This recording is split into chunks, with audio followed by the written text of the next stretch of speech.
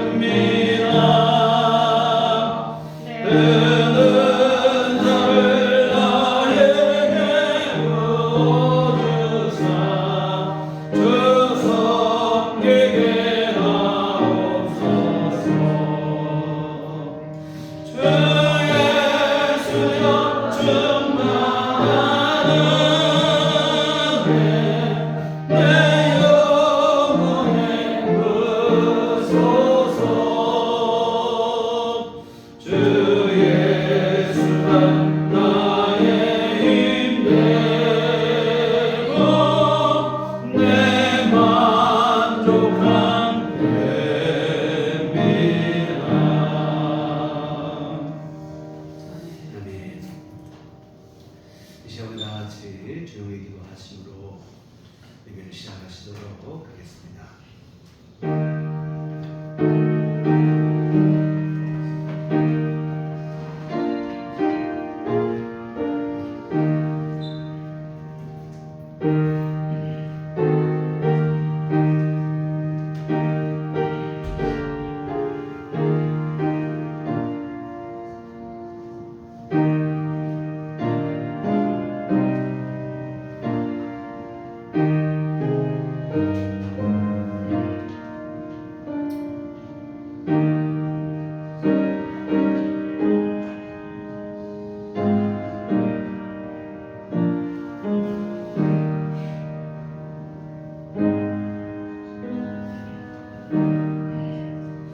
너희는 세상의 소금이니 소금이 만일 그 맛을 잃으면 무엇으로 짜게 하리요.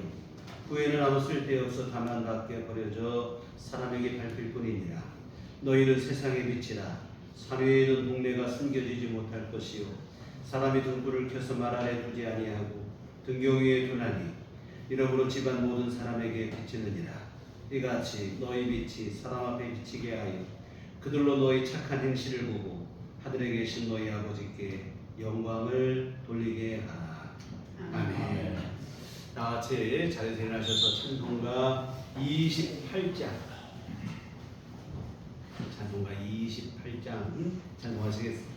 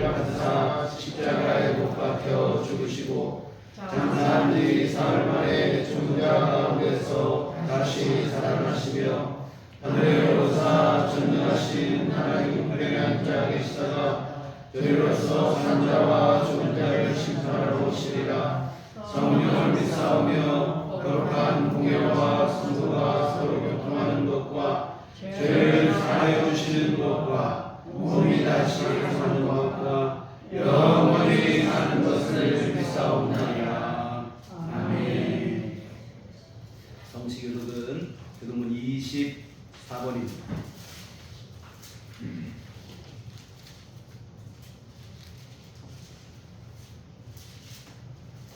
시편 40 46편 말씀 들어가시겠습니다.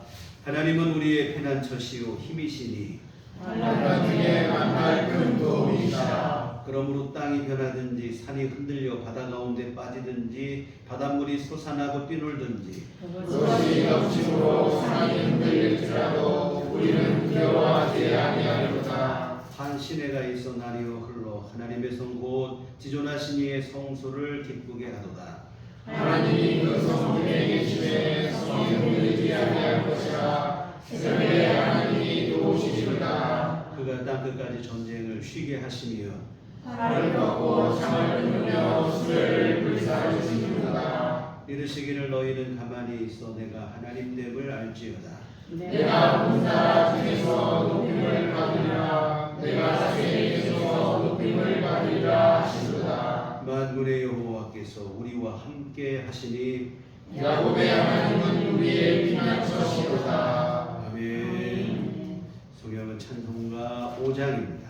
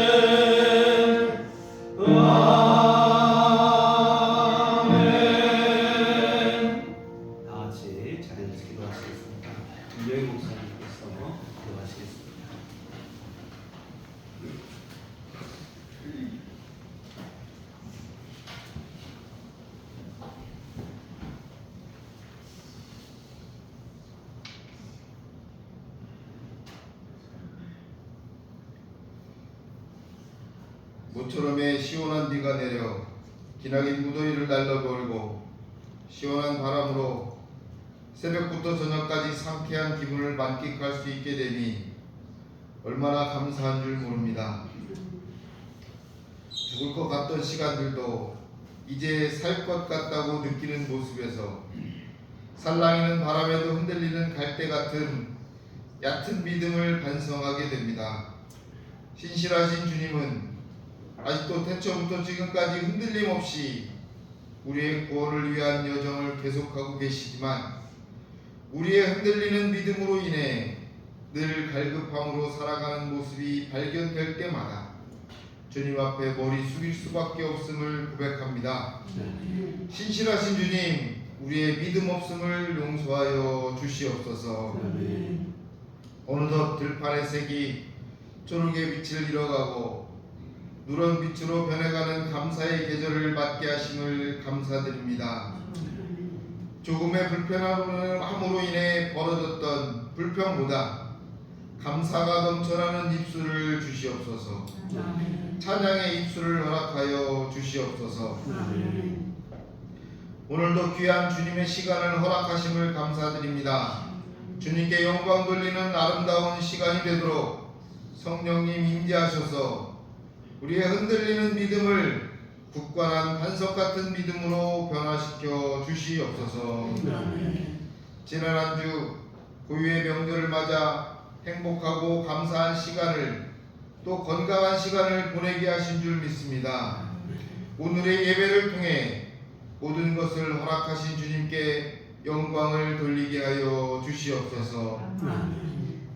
때때로 가슴 아프고 외로움의 시간을 보낸 이들도 있는 줄로 믿습니다. 이들에게도 주님의 사랑의 따뜻한 손길로 상처를 어루만져 주셔서 위로와 평안을 느끼는 감사의 예배가 될 수 있도록 모두에게 열린 믿음을 주시옵소서. 세상에서 받았던 상처 또 육신의 고통 속에서 느끼는 절망과 외로움, 손에 줄 것 없음이 한스러운 시간들이 오늘의 예배가 위로가 되고 치유가 되도록 우리의 믿음 속에 성령의 뜨거움이 일어나는 시간이 되게 하여 주시옵소서. 신실하신 주님께서 성령의 감동이 있는 귀한 말씀을 귀한 예배를 통해 내려주실 줄 믿습니다. 성령의 음성이 들려줄 수 있도록 믿음의 귀를, 믿음의 영안을 허락하여 주시옵소서. 말씀에 화답하게 하시고 또 말씀대로 살아가도록 믿음의 담대함도 허락하여 주시옵소서. 세상의 무게가 내 어깨를 짓누를 때마다 말씀의 위로와 말씀의 치유와 말씀의 희망이 있음을 알게 하여 주시옵소서. 오늘의 귀한 예배가 모두에게 복이 되는 예배가 되게 하시려고 신실하신 주님께서 약속하신 성령님 보내주시며 믿음의 자녀들을 일으켜 세우시는 그 신실하신 약속의 주님 예수 그리스도의 이름으로 간절히 기도합니다. 아멘.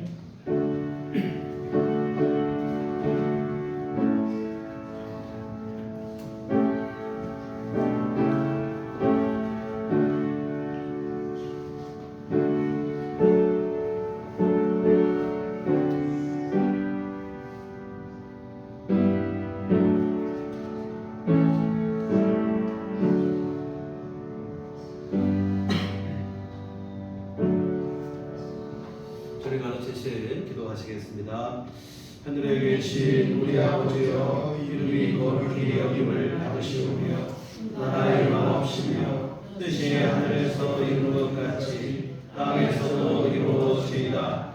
오늘날 우리에게 일용할 양식을 주옵시고 우리가 우리에게 죄 지은 자를 사하여 준 것 같이 우리의 죄를 사하여 주옵시고 우리를 시험에 들게 하지 마옵시고 다만 악에서 구하옵소서. 내게 나라와 권세와 영광이 아버지께 영원히 있사옵나이다. 아멘. 이 시간 배우신 하나님 말씀 구약성경 열왕기상 22장 41절에서 44절까지 말씀 보시도록 하겠습니다. 열왕기상 22장 41절로 44절 다 같이 한 목소리로 합독하시도록 하겠습니다. 이스라엘의 아합 제3대 아사의 아들 여호사밧이 유다의 왕이 되니 여호사밧이 왕이 될 때에 나이가 35세라. 예루살렘에서 25년 동안 다스리니라. 그의 어머니 이름은 아수라 시리의 딸이더라. 여호사밧이 그의 아버지 아사의 모든 일로 행하며 돌이키지 아니하고 여호와 앞에서 정직히 행하였으나 산당은 패하지 아니하였으므로 백성이 아직도 산당에서 제사를 드리며 운행하였더라. 여호사밧이 이스라엘의 왕과 더불어 화평하니라. 아멘. 우리 주님 배운 총각 평강이 교우 여러분과 늘 함께 하시기를 기원합니다. 추석 연휴 잘 보내셨는지 모르겠어요. 역대 가장 무더운 추석 연휴로 기록이 되었다고 합니다. 한낮에 폭염은 물론이고 열대야 현상까지 정말로 지금껏 경험해보지 못한 추석이었는데요. 추석 연휴라기보다는 여름 휴가가 아닌가 하는 착각이 들 정도의 무더위였습니다. 감사하게도 주말부터 평년 기온을 회복했는데 안타깝게도 그 과정에서 또 비 피해를 입으신 분들이 또 너무 많아서 마음이 좀 아쉽긴 한데요. 잘 극복하기를 바라고 또 앞으로는 기후로 인한 이런 재난 같은 상황이 더 이상 펼쳐지지 않고 기후가 정상 궤도에 안착했으면 좋겠다는 그런 마음을 가져봅니다. 네, 오늘은 지난주에 말씀드린 것처럼 남왕국 유다의 여호사밧 왕에 대해서 함께 살펴보려고 합니다. 여호사밧 왕은 그의 아버지 아사를 이어 왕이 되었는데 그 아버지 아사도 부족한 점이 있었지만 그래도 신실한 믿음의 사람이었는데 여호사밧도 신실한 믿음의 왕이었습니다. 산당을 패하는 일까지는 실행하지 못했지만 나름 신실한 믿음을 지키려고 노력했던 인물로 히스기야나 요시야에 비견될 만한 그 믿음의 인물입니다. 그런데 이런 여호사밧 왕에게도 좀 아쉬움으로 남는 점이 있어요. 바로 무엇이냐면 북왕국 이스라엘과의 무분별한 연대와 화평입니다. 44절에 보면 여호사밧이 이스라엘의 왕과 더불어 화평하니라. 이 여호사밧은 남쪽 나라의 왕이에요. 그런데 북쪽 나라의 왕과 화평하게 지냈다, 이런 얘기인데, 단순한 화평의 정도를 넘어 북왕국의 아합 왕의 딸인 아달랴를 며느리로 삼아서 서로 사돈 관계를 맺을 정도였습니다. 근데 이 결정이 끔찍한 결과를 몰고 온다 이 말입니다. 남왕국의 피비린내가 몰아치게 되고, 뿐만 아니라 남왕국 온 나라가 우상 숭배의 수렁에 빠지고 난다 이 말이죠. 지난주에도 말씀을 드렸지만 이 여호사밧 왕의 문제는 바로 이 우유부단한 성격입니다. 타인에 의해서 끌려다니는 그런 성격이에요. 우리 지난주에 보신 것처럼 미가야 선지자를 통해서 이 길르앗 라못 전투가 하나님께서 허락한 전투가 아니라는 것을 분명히 알았어요. 그러면 어떻게 해야 됩니까? 전쟁에 나가지 말아야 되죠. 그런데 여호사밧 왕은 하나님이 원하시는 전쟁이 아님을 알면서도 인정에 끌려서 전쟁에 나가는 거예요. 사돈 관계인 아합 왕의 부탁을 뿌리치지 못한다 이 말입니다. 전쟁에 나갈 때도 또 마찬가지예요. 미가야의 애연 때문에 뭔가 한쪽이 찜찜한 이 아합 왕은 자신은 일반 병사로 변장을 할 테니 여호사밧에게 왕복을 입고 나가라, 이런 잔꾀를 부리는 이러한 부탁을 해요. 그럴 때에도 여호사밧은 또 흔쾌히 수락을 하는 거예요. 참 이 정도면 이게 착한 건지 어리석은 건지 이게 구분이 잘 안 되는 그런 지경입니다. 여하튼 이런 성격이다 보니 계속 끌려만 다니는 거예요. 물론 북왕국 이스라엘과의 평화를 위한 노력은 나쁠 것이 없어요. 본래가 한 민족이다 보니까 평화롭게 지내고 할 수만 있으면 통일을 이루어야 맞겠지요. 다만 문제는 신앙적으로 타락할 대로 타락한 북쪽 나라에 일방적으로 끌려다녔다는 게 문제입니다. 여러분, 북왕국 이스라엘이 어떤 나라입니까? 시작과 동시에 우상 숭배로 타락한 나라입니다. 여로보암 왕은 북왕국 이스라엘의 초대 왕인데 베델과 단 두 곳에다가 금송아지 우상을 섬기는 신전을 만들고는 백성들로 하여금 예루살렘까지 갈 필요 없다, 여기서 예배드려라 하면서 우상 숭배를 장려했던 인물입니다. 그리고 이런 우상 숭배의 분위기는 갈수록 시간이 흐를수록 더욱더 심각한 상황으로 빠져들게 되고, 오늘 본문 여호사밧 왕 시대에 서로 사돈 관계를 맺은 이 아합 왕 당시에는 우상 숭배뿐만 아니라 온갖 죄악과 범죄가 최고의 정점에 이르렀을 그때입니다. 근데 이런 나라와 손을 잡은 거예요. 그것도 일방적으로 끌려다니면서 손을 잡은 거예요. 이게 문제인 것입니다. 우상 숭배로 타락한 북왕국에게 끌려다닐 게 아니라 평화를 한다고 한다면 이때에 어떤 의도에서 해야 되느냐면 북쪽 나라를 하나님께로 돌아오게 하는 그런 역할을 하는 평화를 이루었어야 되죠. 선한 영향력을 통해 하나님께로 돌아오도록 인도하는 일을 했어야 되는데, 그런 의미로서의 하나됨과 평화가 필요했던 것입니다. 그런데 여호사밧은 단순히 평화하자, 우리 연합하자, 이런 명목하에 아합 왕에게 그냥 일방적으로 계속 끌려만 다니는 거예요.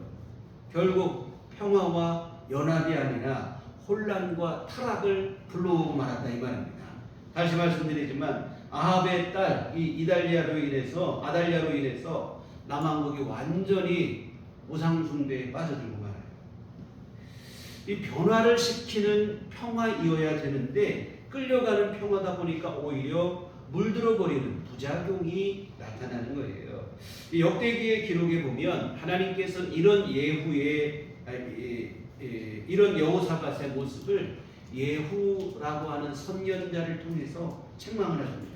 역대하 19장 2절에 보면 하나님의 아들 선견자 예후가 나가서 여호사밧 왕을 맞아 이르되 왕이 악한 자를 돕고 여호와를 미워하는 자들을 사랑하는 것이 옳으니까 그러므로 여호와께로부터 진노하심이 왕에게 임하리이다. 우리 지난주에 보신 길르앗 라못 전투에서 여호사밧이 간신히 목숨을 부지해서 돌아왔을 때 일이에요. 하나님은 선견자 예후를 보내셔서 하나님을 거역하는 자, 악한 자를 돕고 사랑하는 일이 옳지 않다. 너 지금 뭐하고 다니느냐 책망하시는 거예요. 이런 식이라면 평화도 아니고 연합도 아니라는 거예요. 악한 자의 악행을 돕고 함께 범죄하는 공범에 지나지 않는다. 이런 얘기죠. 여하튼 여호사밧은 나름 신실했던 왕이었는데 이런 부분이 아쉬움으로 남는 거예요. 화평과 연합이라는 미명하에 악에게 끌려다녔습니다. 변화시키지 못하고 물들어버리고 말았어요. 무분별한 연합은 오히려 이런 혼란을 불러온다는 것을 우리가 잊지 않았으면 좋겠습니다. 다행스러운 것은 여호사밧이 나중에는 이 부분에서 자기 잘못을 깨우치고 돌이켜요. 오늘 본문 뒤에 나오는 49절에 보면 아합의 아들 아하시야가 여호사밧에게 이르되 내 종으로 당신의 종과 함께 배에 가게 하라 하나 여호사밧이 허락하지 아니하였더라. 북왕국의 아하시야 왕이 우리 함께 하자 이런 요청을 하고 있는데 여호사밧 왕이 그 요청을 거절을 하는 거예요. 이제 더 이상 북왕국과의 연합을 중단할 것을 결단을 내린 것입니다. 이와 같은 여호사밧 왕이 북이스라엘을 향해 선한 영향력을 발휘했어야 되는데 그러지를 못했습니다. 하나님께로 돌아오게 해야 되는데 오히려 끌려가고 자기가 물들어버리고 이렇게 됐어요. 안 좋은 영향을 받았습니다. 그래서 이럴 것 같으면 오히려 연합이라고 하는 것을 하지 않는 것이 오히려 더 나을 수도 있다 이 말이죠. 그래서 우리는 이 여호사밧의 이런 아쉬운 부분, 이 부분을 통해서 교회와 성도들이 세상과의 관계 속에서 어떤 자세가 되어야 될지에 대해서 함께 생각을 해보려고 합니다. 먼저 말씀드릴 것은 무엇이냐면 교회와 세상과의 관계를 우리가 언급할 때 가장 중요한 대원칙은 교회가 세상을 변화시켜야 된다고 하는 사실입니다. 지금까지 무슨 말씀 그대로예요. 죄악된 세상을 하나님께로 돌아오게 하는 것이 교회의 사명이고 교회가 세상을 향한 가지고 있는 책무라고 하는 사실입니다. 예수님께서 산상수훈에서 말씀을 하셨어요. 오늘 교회를 향해서 이 땅의 성도를 향해서 너희는 세상 가운데서 빛이 되고 소금이 되어라 이런 말씀을 하셨습니다. 빛과 소금으로 세상 속에서 선한 영향력을 발휘하여 세상을 하나님께 돌아오게 하는 일을 해야 한다는 것입니다. 이것이 가장 기초에 깔려 있어야 돼요. 그런데 이 부분에 있어서 교회와 성도들이 쉽게 범하는 오해와 착각들이 있어요. 크게 두 가지인데 첫째, 세상과 담쌓고 사는 것을 거룩한 것으로 착각을 하고 교회 안에만 갇혀 지내는 일들이 있더라 이 말입니다. 여러분 세상과 단절한 채 지내는 것을 거룩한 것으로 생각하는데 착각입니다. 다시 말씀드리지만 예수님은 교회와 성도들을 향해서 너희는 세상에 비치고 세상의 소금이라고 그랬어요. 교회 안에서만 빛과 소금으로 살아가는 게 아니고 세상 가운데서 빛과 소금으로 살아가라고 분명히 말씀을 하십니다. 오늘날 신앙이라고 하는 게 너무 왜곡이 되는 거예요. 오물한 개구리처럼 교회 안에만 머무는 거예요. 세상을 알지도 못하고 알려고 하지도 않고. 여러분 진정한 믿음은 세상 속에서도 빛이 나야 되는 줄 믿습니다. 근데 세상에서는 빛을 발하지 못하고 너무 무기력한 거예요. 교회 안에서 열심히 예배하고 기도하고 헌금하고 충성하고 이것은 다 되는 줄 생각하는데 여러분 신앙은 반드시 우리가 신앙한다 이렇게 하지 않고 뭐라 합니까? 우리 신앙생활 한다고 하잖아요. 저는 이 말이 참 좋다고 하는데 신앙은 생활로 이어지셔야 될 줄 믿습니다. 근데 그러지 못하는 거예요. 이것은 예수님 말씀하신 빛과 소금의 말씀에서 등불을 켜서 말 아래에 두는 것과 같은 똑같은 어리석은 일이에요. 등불은 어떻게 해야 됩니까? 등잔대 위에 두어서 사방의 어둠을 몰아내게 해야 된다 이 말이에요.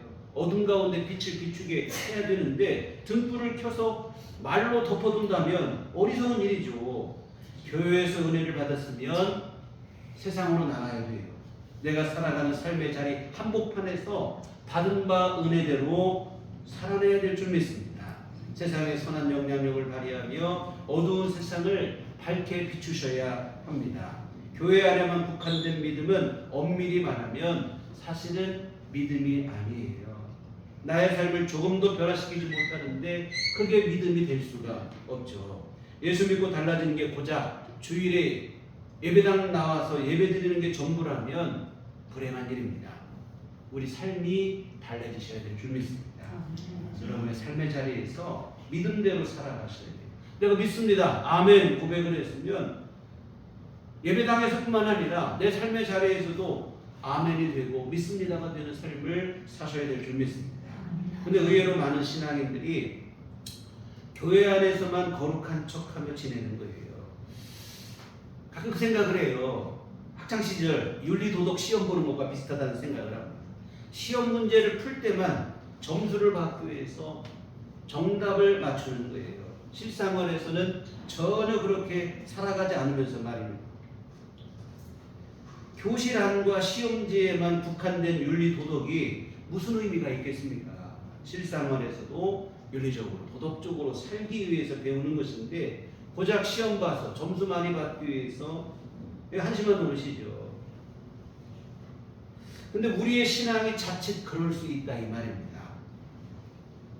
근데 더 안타까운 것은 뭐냐면 우리 특히 한국 교회의 참 약점 중에 하나인데 교회가 지나칠 정도로 성도들을 교회 예배당 안에만 묶어놓으려고 한다고 하는 사실이에요. 일주일 내내 이런저런 명목으로 교회에만 붙어 지내게 하는 거예요. 우리 신앙 좋다는 사람들 한번 보시면 말 그대로 교회에서 사는 거예요. 만나도 교회 다니는 사람만 만나고 무슨 얘기를 해도 교회 얘기만 하고 그 외에는 어느 곳에서 관심도 없고 알지도 못하고 알려고 하지도 않고 과연 이게 신앙이 좋은 것인가? 여러분 이것은 거룩한 것도 아니고 신령한 것도 아니고 사실은 세상에 고립된 것이 맞아요. 그렇게 봐야 맞습니다. 호랑이를 잡으려면 호랑이 굴에 들어가야 된다고 그랬어요. 세상을 변화시키려면 세상 중심으로 들어가야 되는데 자꾸 신앙생활 오래 할수록 예배당 안에만 갇혀 지내는 거예요. 스스로는 나는 구별된 삶을 살아간다고 할지 모르겠지만 아니 구별된 삶을 사는 게 아니라 세상은 말하기를 세상으로 외면당했다. 세상으로부터 외면당한 것이고 스스로 고립된 삶을 자처하는 것에 지나지 않습니다. 이런 식으로는 땅끝까지 이르러 주님이 증인되기는커녕 내 주변도 조금도 변화시키지 못한다 이 말입니다. 여러분 자주 드리는 비유인데요. 콩나물 시루 안에 심으면 콩나물이 될 수밖에 없어요. 그러나 콩을 밭에 심으면 콩나무가 되고 거기에 콩이 열린다 이 말이에요. 콩 열매를 맺는 나무가 돼요. 물론 밭에 심기게 되면 모진 비바람과 맞서야 되고 한여름 강렬한 햇볕과 맞서야 되고 온갖 잡초들과 경쟁을 해야 되는 어려움이 있겠습니다만 그러나 이런 어려움은 기꺼이 감내할 만한 충분한 가치가 있는데 소중한 열매를 맺기 때문인 줄 믿습니다. 여러분 교회 안에만 머문 예배당 안에만 머문 믿음의 치명적 약점은 연약하다는 거예요. 열매를 맺지 못한다 이 말입니다. 세상과 이기지 못하는 거예요. 세상으로 나가야 전도의 열매를 거두게 되어지는 줄 믿습니다. 그래서 여러분 교회 안에서만 우리끼리 모여서 뭐 거룩한 척하고 은혜 받은 척하고 좋아하고 그러지 않았으면 좋겠어요. 물론 은혜 받아야 됩니다. 믿음으로 살아야 되고 예배당에서의 그 믿음이 세상으로까지 이어져서 세상과 소통하시고 세상에 감동을 주셔서 세상을 변화시킬 수 있었으면 좋겠습니다. 그래서 우리가 전도에 있어서 가장 중요한 것은 소통과 감동이라고 생각을 해요. 먼저는 소통을 해야 되고 그 소통의 과정에서 감동을 줄 수 있어야 돼요. 그때에 전도의 열매가 맺히게 되고 교회가 세상을 변화시키는 일들을 하게 됩니다. 그런데 예배당 안에만 머물려고 하는 것은 감동을 주기는 그만두고 소통 자체부터가 안 되는 불통이 되는 거예요. 이것은 어찌 보면 우리는 교회 안에 열심으로 주를 위한 열심이라고 하겠지만 예수님 보실 때는 나는 더 이상 전도할 의지가 없습니다. 이런 것으로밖에 비춰지지 않는다 이 말입니다. 사랑하는 성도 여러분, 오늘 여러분의 믿음이 온전한 믿음이 되기를 바랍니다. 고작 예배당 안에서만 제한적으로 작용하는 제한적 믿음이 되지 않기를 바랍니다. 세상 속에서 믿음으로 살아내셨으면 좋겠습니다. 매일 교회 안에만 머물고 교회 다니는 사람들만 어울리는 것은 주님께 열심과 충성이 되는 게 아니고 사실은 주께서 부탁하신 사명에 대한 불충이 될 수밖에 없어요. 한 달란트 받은 종의 모습에 지나지 않습니다. 주님으로부터 악하고 게으른 종이라는 책망을 들을 가능성이 상당히 높아요.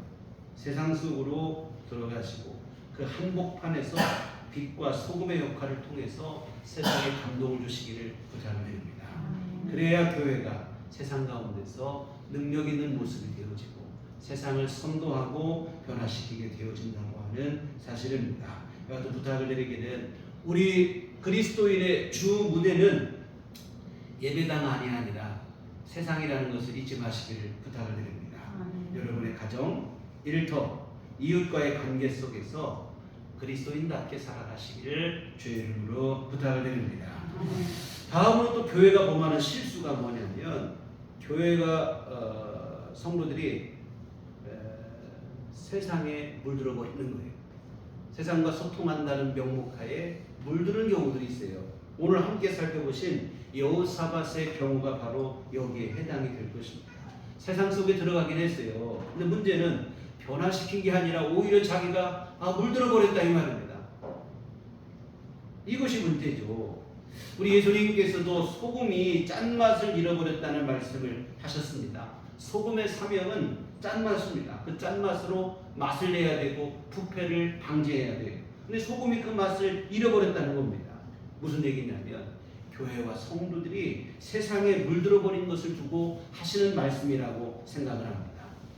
여러분 세상 어디에서도 찾아볼 수 없는 거룩함과 의로움을 드러내며 살아가야 될 교회와 성도들인데 그 거룩함과 의로움을 잃어버린 거예요.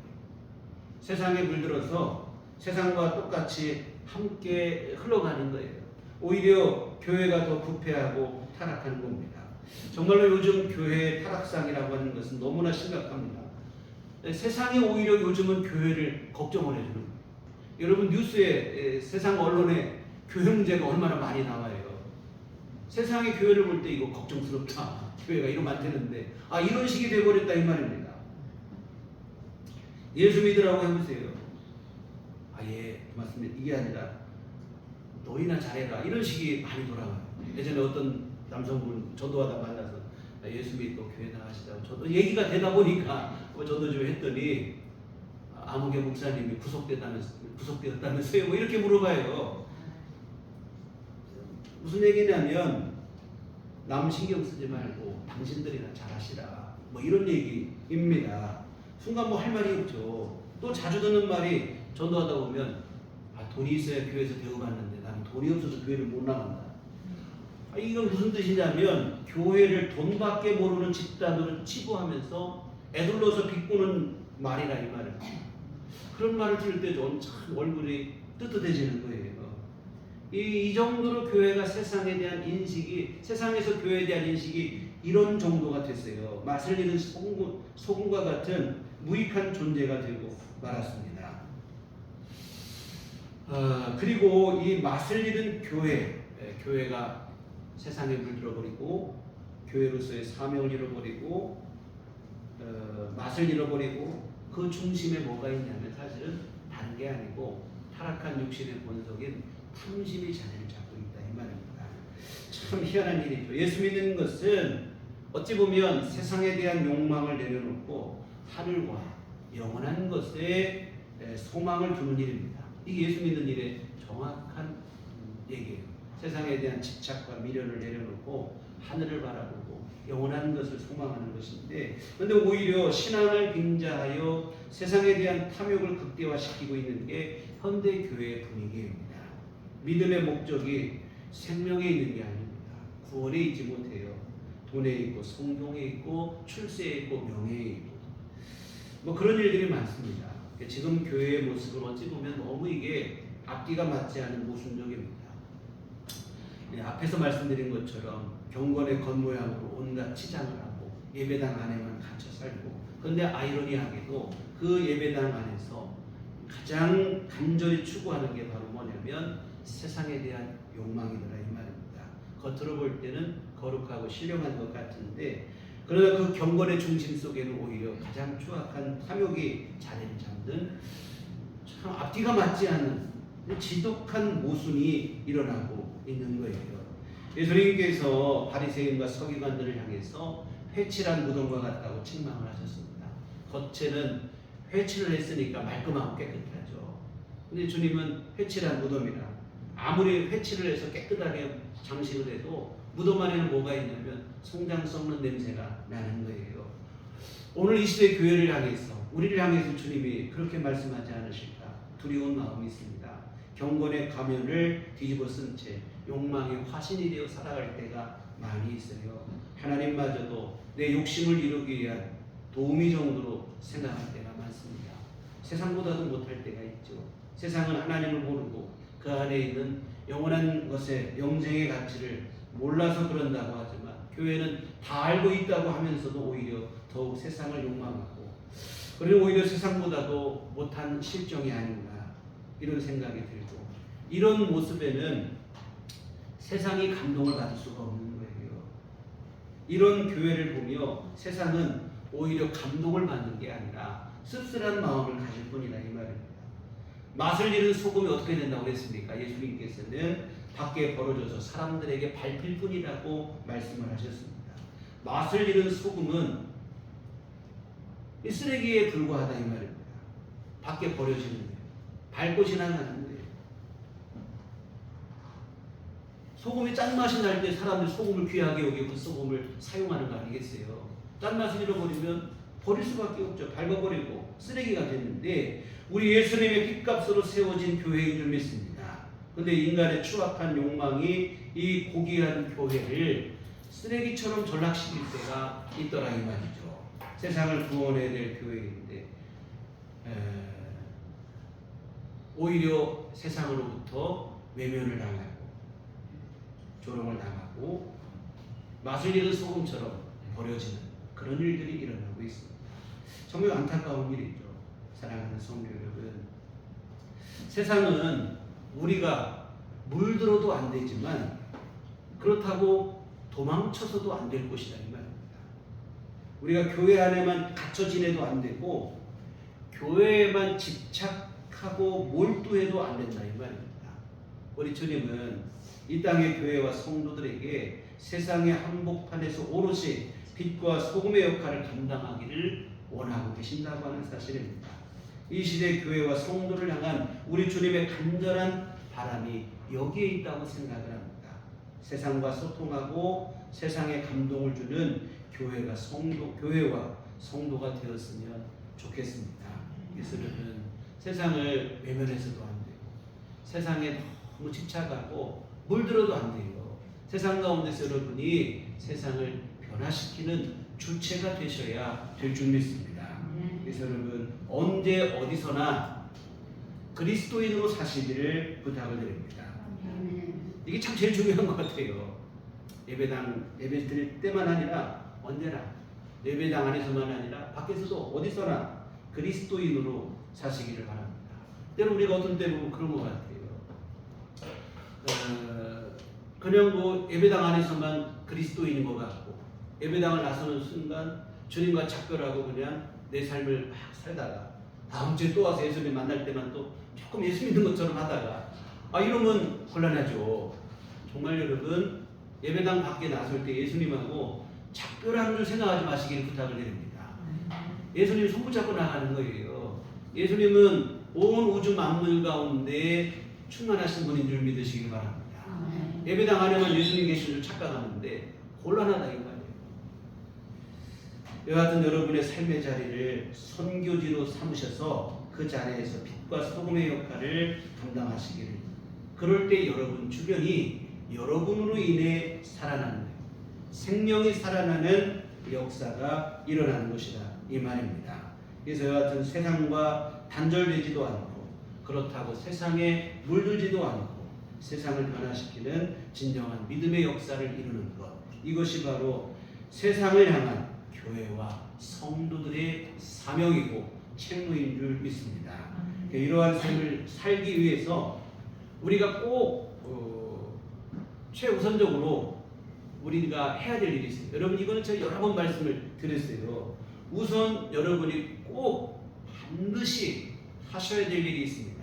뭐냐면 여러분이 예수 믿는 사람이라는 것을 당당하게 밝히시기를 부탁드립니다. 우리가 뭐 하늘나라 비밀 요원이 아니에요. 우리 어디 가서 예수 믿는 사람인지 아무도 모르는 거예요. 내가 교회 다니는 사람인 것을, 예수 믿는다는 사실을 주변 사람이 아무도 모르게 은밀하게 비밀하게 하시는데, 오른손이 하는 일을 왼손이 모르게 하는 것은 구제하고 설교하는 일이지 예수 믿는 일이 아니에요. 예수 믿는 일은 여러분이 당당하게 밝히시기를 부탁을 드립니다. 감추지 마세요. 여러분의 이웃, 여러분의 직장 동료, 여러분의 친구, 친척, 여러분 주변 모두로 하여금 여러분이 예수 믿고 있다는 사실을 알게 하시기를 부탁을 드립니다. 반드시 그렇게 하세요. 지금까지 비밀 요원 사셨다면 이제부터는 비밀을 떼버리시고 하늘나라 진정한 요원으로 살아가시기를 부탁을 드립니다. 다음으로 하실 일이 뭐냐면, 이제는 내가 예수 믿는 사람이라는 것을 당당히 밝히시고 알리셨다면 이제는 예수 믿는 사람답게 사시기를 부탁을 드립니다. 아마 이것 때문에 안 알렸을 경우들이 많이 있어요.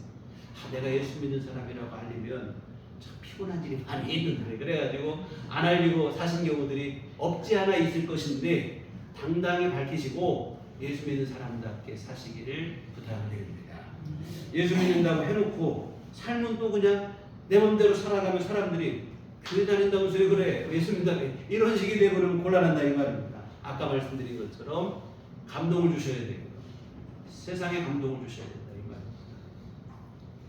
정직과 성실과 겸손과 섬김을 실천하시기를 부탁을 드립니다. 희생적 사랑을 실천해야 돼요. 십자가 지는 마음으로, 때로는 내가 예수 믿는 그 믿음 때문에 기쁘게 손해볼 수도 있어야 되고 즐거운 마음으로 희생할 수도 있어야 된다 이 말입니다. 사실 이게 싫어서 예수 믿는다는 얘기를 잘 안 하는 거예요. 내가 교회 다닌다는 얘기도 알리지 않고 그런 경우들이 있는데요. 여러분, 편리할 수는 있겠지만 열매는 없는 거예요. 내 삶을 지나고 났을 때 나 편하게는 살았을지 모르는데 내놓을 열매가 없어요. 주님 앞에 드릴 열매가 없다 이 말입니다. 여러분이 예수 믿는 사실을 주변 모두로 알게 하시고 예수 믿는 사람답게 사시기를 부탁을 드립니다. 그래서 여러분의 삶의 자리에서 더욱 그리스도인으로 살아가시기를, 예수님 부탁 그대로예요. 세상 가운데서 빛과 소금의 역할을 감당하며 사시기를 부탁을 드립니다. 사랑하는 성도, 이것이 바로 세상과 단절되지도 않고 세상에 물들지도 않을 수 있는 비결입니다. 세상에 물들어 타락해도 안 되고 세상에서 아무 힘도 발휘하지 못하는 무기력한 믿음이 되어서도 안 됩니다. 우리의 믿음만이 아니라 오늘 우리로 하여금 우리의 주변까지도 밝아지고 생명을 누리는 귀한 역사가 여러분 삶 속에 일어났으면 좋겠습니다. 세상과 소통하며 감동을 주고 세상을 변화시키는 우리들 교회 교우들 되시기를 주님의 이름으로 축원합니다. 기도하시겠습니다. 하나님 아버지, 참으로 오늘 우리 세상을 변화시키는 주체가 되게 하여 주시옵소서. 세상과 단절되어 고립된 삶을 살아가지 않게 하여 주시옵시고, 오히려 세상에 물들어 버려 세상보다도 더 타락하는 일도 없게 하여 주시옵소서. 우리의 믿음은 예배당 안에 갇히지 않게 하시고 세상 가운데 더 능력을 발휘하게 하여 주시옵소서. 세상과 소통하고 감동을 주고 세상을 변화시키는 우리의 삶이 되게 하시고 우리들 교회가 되게 하시고 우리 온 교우들이 되게 하여 주시옵소서. 예수님 이름으로 기도했습니다. 아멘. 찬송가 288장, 찬송가 288장 찬송하시겠습니다.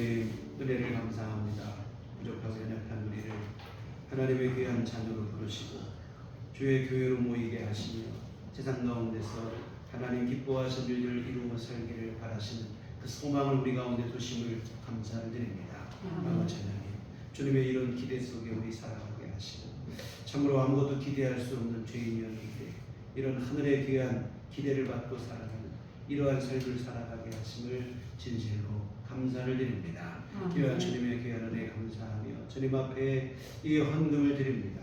주여 아버지 기뻐 받아 주시옵소서. 하나님의 귀한 뜻 이루게 복을 내려 주시옵소서. 아버지 하나님 정성껏 헌금을 드리고 몸과 마음과 시간과 정성을 들여 주님 앞에 예배를 드린 모든 심령들을 하나님 기뻐하여 주시옵소서. 주의 자비로 품어 주시옵시고 하나님의 무한한 능력과 은혜를 부어 주시어서 우리 주님 은혜 안에 속에서 승리하는 믿음의 삶을 살아낼 수 있도록 인도하시고 보호하시고 붙들어 주시옵소서. 아버지 하나님, 우리 믿음이 날로 더욱더 주 앞에 가까이 나가게 하여 주시옵소서. 아버지 하나님, 능숙해지지 않게 하시고 성숙한 믿음이 될 수 있도록 주여 우리를 끝까지 붙들어 주시옵시고 우리로 하여금 신실한 믿음이 되도록 늘 은총을 내려 주시옵소서. 하나님 아버지, 뿐만 아니라 우리에게 아버지 하나님 건강도 주시고 필요한 은혜 모든 것들도 주님께서 일용할 모든 것 채워 주시옵시고 우리 안에 참 평안과 기쁨도 주님께서 허락하여 주시옵소서. 아버지 특별히 육신의 질고로 고통당하는 일 없도록 우리 하나님 함께하여 주시옵시고 치료하시는 여호와 하나님께서 권능의 손길로 함께하시사 모든 질병은 떠나가게 하시고 건강을 누리게 하여 주시옵소서. 날마다 주님 우리에게 세임 주시어서 하루하루 활동하고 살아가고 또 아버지 하나님 생업을 위해서 일하고 하는 그 일들 속에서 신체적인 어려움 때문에 어려움 당하지 않도록 우리 주님 은혜를 내려 주시옵소서.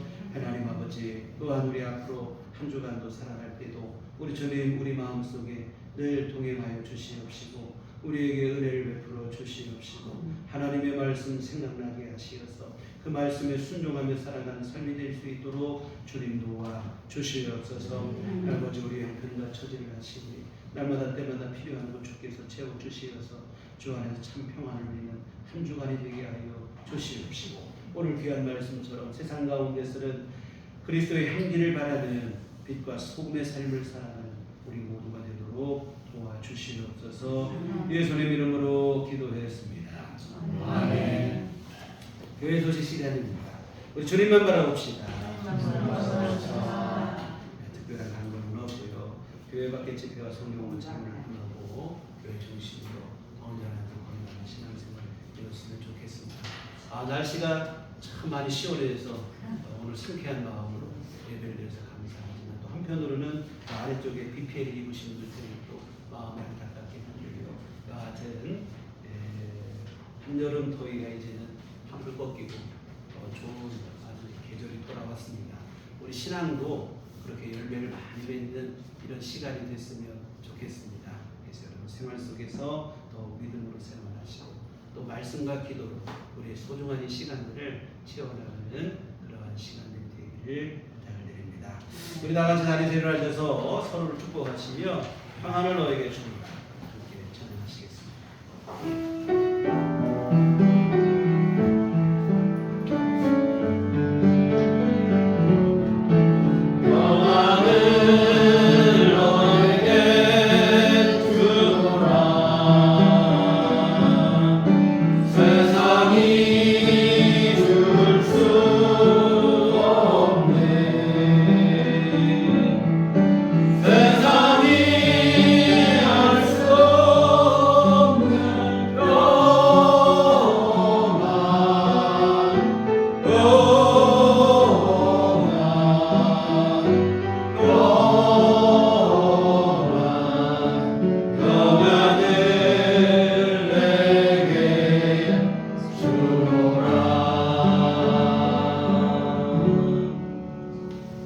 오직 성령이 너희에게 임하시면 너희가 권능을 받고 예루살렘과 온 유대와 사마리아와 땅끝까지 이르러 내 증인이 되리라. 우리가 주의 증인이 되겠습니다. 이제는 우리 주 예수 그리스도의 구속의 은혜와 하나님 아버지의 극진하신 사랑하심과 성령님의 의료교통 역사 감화감동 충만하시니 주의 피로 세우신 우리들 교회 위에와 세상 가운데서 우리 주님을 귀한 자녀답게 믿음의 삶을 살기를 소원하고 다짐하는 주의 모든 자녀들의 심령 위에 지금부터 영원토록 함께 하시기를 간절히 축원하옵나이다.